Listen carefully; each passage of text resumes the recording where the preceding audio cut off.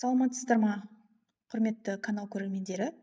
Бүгін сіздерге мен жұмыс стилін скриндеп суретке немесе видеоға түсіретін бағдарлама туралы айтқым келеді. Оның аты скриншотер деп аталады.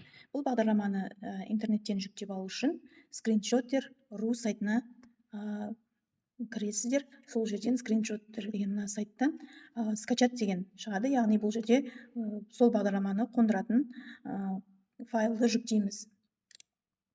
Мысалы, мен міне скачать батырмасын бастым. Мына жерге келіп, файлымыз жүктелді. Міне мен бірнеше рет жүктегенмін оның алдында. Сол жүктелген файлды қондыруға жібереміз. Я деп келісім береміз. Одан кейін установить деп полный соған рұқсат береміз. Одан кейін завершить дейміз. Одан кейін бізге, яғни оның интернеттегі сайттың жаңағы түсініктемесі шығады. Ол бізге қажетті жоқ. Мына жердегі терезеден сол скриншотер бағдарламасының настройкасын келтіретін боламыз. Мысал үшін скриншот бөліміне кіретін болсақ, бұл жерде суреттің форматы қандай болып сақталады және оны қай жерге сақтау керек деген сияқты настройкасын өзіңіздің қажеттілігіңізге қарай қойып ала аласыз. Мысал үшін мен скринделген суретті жұмыс стиліне сақтау дегенді қойып қоямын, немесе қандай да бір папка ашуға болады, яғни сақталатын адресін көрсетесіз. Сонымен қатар видео бөліміне кірсеңіз де осы жерде де мен жұмыс стилін көрсетіп қойғым келіп тұр, және камера дегенге мысал үшін сөндіріп қояйын. Микрофон да барлығы да менде мысал үшін үнсіз келісім бойынша тұрады. Ары қарай мына жерде түсірілетін видеоның сапасы жоғары немесе орташа деген сияқты қойылады. Менде орташа тұра береді, себебі жоғарысын қою үшін про версиясын, яғни осы бағдарламаның ақылы нұсқасын көшіруіміз керек болады екен. Енді сіздерге осы бағдарламамен жұмыс істеуді көрсеткім келіп тұр. Яғни біз қондырғаннан кейін ол бағдарлама мына жерде, яғни жұмыс стиліне қарасаңыздар, шығып тұр уже есепте тақтасында. Мына жерде скриншотердің жинақталған тізімді ашсаңыз, скриншотердің белгісі шықты. Осы белгіні бассаңыз, үстінен тінтуірдің сол жақ бөлігімен бассаңыз, бұның екі несі шығады, камерамен, яғни суретке түсіру және видеоға түсіру мүмкіндіктері көрініп тұр. Немесе тінтуірдің оң жағынан бассаңыз, онда оның мынандай мәзірі шығады, яғни суретке түсіру, видеоға түсіру деген сияқты, файлыңызды жіберу деген сияқты және настройкасы тұр екен. Осы жерден де біздер келтіре алады екенбіз. Енді мен қайтадан тінтуірдің оң жағын басып, мысал үшін суретке түсіруді көрсетейін. Яғни суретке түсірген кезде, бұл бізде суретке түсуді таңдаған кезде экран біздің бұлдырап кетті. Содан кейін бізге аймақты белгілеу керек деп тұр. Мысал үшін мен мына адам тұрған бөлікті ғана қиып алғым келсе, немесе қандай да бір файл, немесе интернеттегі бір сурет болсын, жүктеу керек файлыңыз болсын, тек бір ғана бөлігі керек болса, онда сіз соны белгілеп, содан кейін жібересіз. Содан кейін бізге мынандай мүмкіндіктер шығады. Көшіріп алу, оны тікелей көшіріп бір қандай да бір файлға апарып вставить етіп қоюға болады. Немесе суретті сақтап алу деген сияқты мүмкіндіктері бар екен. Мен мына жерден оны сақтап алғым келіп тұр. Рабочий столға сақтадым, мысал үшін. Міне суретіміз шықты бізге. Мына жерде біздің суретіміз тек қана қажетті бөлікті ғана біздер қиып ала алдық жұмыс стилінің өзінің экранның өзіне. Енді ары қарай сіздерге мен видеоны көрсеткім келеді. Видеоны түсіру үшін жаңағыдай тінтуірдің сол жағын басқан кезде маған камераның суреті шықты. Содан кейін маған белгілеу керек. Мысал үшін мен жұмыс стилін бірінші көрсетіп жіберейін. Жұмыс стилін түсірген кезде міне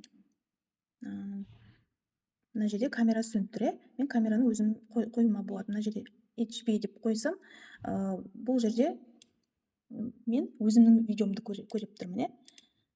Ал транс десем, скрин десем, ол мүлде яғни сөндіріп тастайды. Мына жерде отключен қылып қайтадан қоюыма болады екен. Мысал үшін мен сіздерге өзімнің видеомды қосып қояйын. Содан кейін веб-камерам қосылды. Содан кейін мына жерде микрофонның суретін бассаңыз, бұл жерде де сіздің дауысыңызды жазуға болады. Егер дауыс керек емес болса, яғни комментатордың дауысы керек емес болса, онда отключен қылып қоюға болады екеуінде. Жақсы, енді мен сіздерге записьті бастауды көрсетейін. Яғни записьті басқан кезде мен старт деп басам. Және қандай да бір комментарий сөздер айтайын. Бұл бізде скриншотер бағдарламасы. бұл скриншоттар бағдарламасы арқылы мен қазір бейне түсіріп жатырмын. Тоқтатам. Содан кейін ол мына жерге келіп түсті. Жаңа жұмыс істерін көрсетіп қойдым ғой. Жұмыс істеріне келіп түсті. Жазған видеомызды көріп шығайық. Қандай да бір комментарий сөздер айтайын. Міне. Бұл бізде скриншоттер бағдарламасы. Яғни бұл менің жаңа түсірген видеом. Енді сіздерге ютубтан қандай да бір видео бізге керек болған болса, соны қажетті бөлігін ғана қиып алуды, немесе басқа да бір сайттардағы видеолар болсын, немесе оған түсініктеме арқылы видео жазу болсын, яғни өзіңіздің қажеттілігіңізге сай видео түсіруді көрсетейін. Ол үшін жаңағыдай скриншоттерге барып видеоны қосамын. Содан кейін мен аймақты белгілеп аламын. Мына жерде мен камераны өшіріп тастаймын. Өзімнің камерам, суретім, видеом керек емес. Дауыстары міне қосылып тұр. Содан кейін барып мен стартты басып видеоны записке жібердім. Жасында ол ең алғашқы өлеңін жарыққа шығарады. 1855-58 жылдары Семей қаласында татар имамы Ахмет Ризаның медресесінде оқиды. Әкесі Құнанбай Абайды мен тоқтаттым. Және ол файл мына жерге келіп жүктелді. Жұмыс істеріне сақталатын қылып қойғандықтан. Жасында ол ең алғашқы өлеңін жарыққа шығарады. 1855-58 жылдары Семей қаласында. Көріп тұрғанымыздай міне осындай скриншоттер бағдарламасының мүмкіндіктері бар екен. Сонымен қатар скриншоттер бағдарламасындағы мынандай мүмкіндікті де айта кеткім келеді. Настройка бөліміне барған кезде сіз видеоны, яғни немесе суретті түсірген кезде оның сілтемесін, яғни ссылкасын алуға болады. Яғни алып, оны басқа адамға сілтеме арқылы да жіберуге болатын мүмкіндігі қарастырылған. Мысалы үшін скриншотқа суретке қойдым. Содан кейін мен барып қазір қандай да бір жерді суретке түсірсем,